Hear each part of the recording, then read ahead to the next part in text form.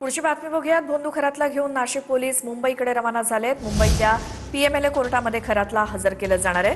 नाशिक कोर्टानं ईडीला ताबा घेण्याची परवानगी दिली आहे। सिन्नर पोलिसात आर्थिक फसवणूक प्रकरणी गुन्हे दाखल झालेले आहेत। खरातच्या विविध बँक खात्यातील संशयास्पद व्यवहारांवरती ईडीला संशय आहे। अधिक माहितीसाठी जाऊयात आमचे प्रतिनिधी चंदन पुजारीकारी यांच्याकडे। चंदन, खरातला आता नाशिकमधनं मुंबईमध्ये आणलं जात आहे, काय अपडेट त्याचे? तर आपण बघतोय दृश्यांमध्ये की नाशिक पोलीस जे आहे त्यांचं एक पथक जे आहे ते आता भोंदू अशोक खरातला नाशिकच्या मध्यवर्ती कारागृहातून घेऊन मुंबईच्या दिशेने रवाना होत आहे। अशोक खरातवर जवळपास 17 गुन्हे दाखल आहेत। त्यापैकी लैंगिक अत्याचाराचे जे गुन्हे आहेत त्याचा एसआयटी मार्फत तपास सुरू आहे।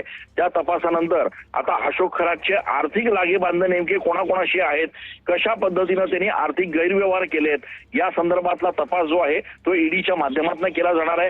आज त्याला नाशिकच्या मध्यवर्ती कारागृहातून पहिले ईडीच्या ताब्यात दिलं जाणार आहे। त्याच्यानंतर ईडी त्याला न्यायालयात हजर करेल आणि त्याच्यानंतर त्याची पुढची रिमांड मिळणार आहे। त्याच्यामुळे आता ईडीच्या या संपूर्ण पुढच्या चौकशीत भोंदू अशोक खरातचे काय काय आर्थिक गैरव्यवहार समोर येतात हे बघणं महत्त्वाचं असणार आहे। श्वेता, बिलकुल चंदन, आणि या सगळ्याचे अपडेट तुमच्याकडनं घेत राहू। धन्यवाद दिलेल्या माहितीसाठी।